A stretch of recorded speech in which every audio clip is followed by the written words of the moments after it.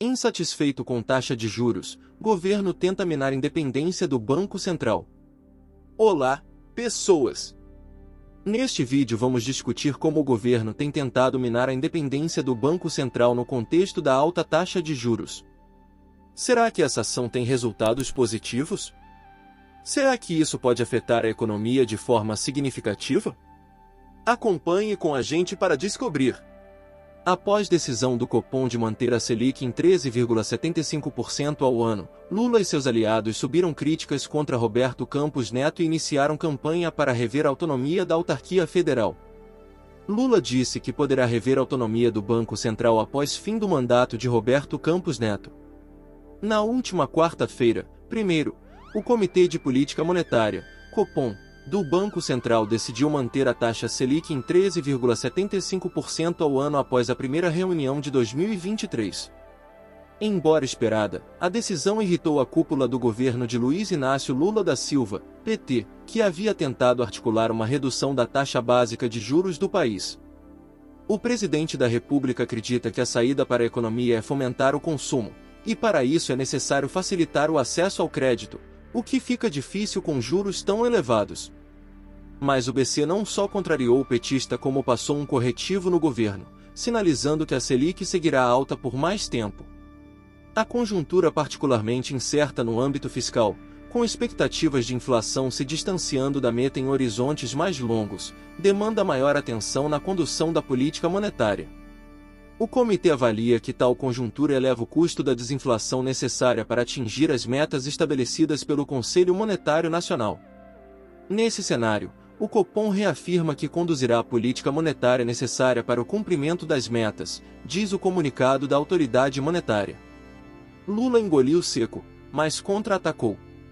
Em entrevista à Rede TV, preferiu nem citar o nome de Roberto Campos Neto, atual presidente do Banco Central, mas deixou claro que poderá acabar com a autonomia do BC. Vou esperar esse cidadão terminar o mandato dele para a gente fazer uma avaliação o que significou o Banco Central independente, disse o presidente. Outro dia eu me queixei que eles fizeram uma meta de inflação de 13,7%.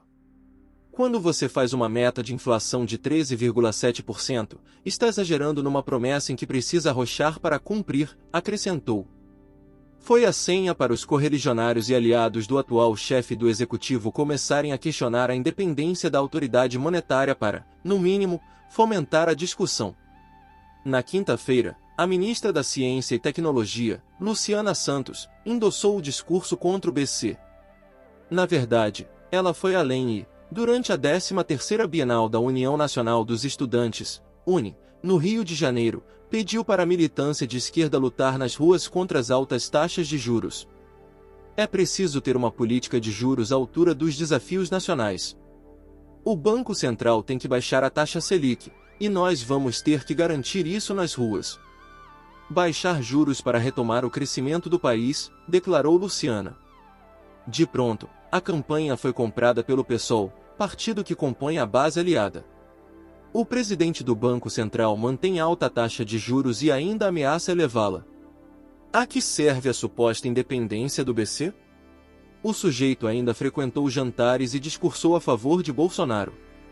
Importante que o governo Lula busque rever essa medida aprovada no último governo, disse a deputada federal Sâmia Bonfim, no Twitter. Também foi na internet que Gleisi Hoffmann, presidente do PT, aumentou a grita contra a independência do Banco Central. Lula foi eleito para reconstruir o Brasil, com crescimento, emprego e oportunidades.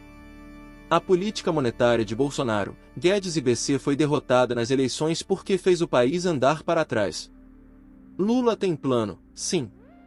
Muito claro, virar essa página, disse a ex-senadora, durante uma crítica a um editorial da Folha de S. Paulo que chamou de confusa, vaga e grosseira a fala do presidente da República na Rede TV. É justamente esta tese da oposição. Lula tropeça na língua e acaba prejudicando a economia do país. Lula chama Campos Neto de esse cidadão e fala em rever a autonomia do Banco Central.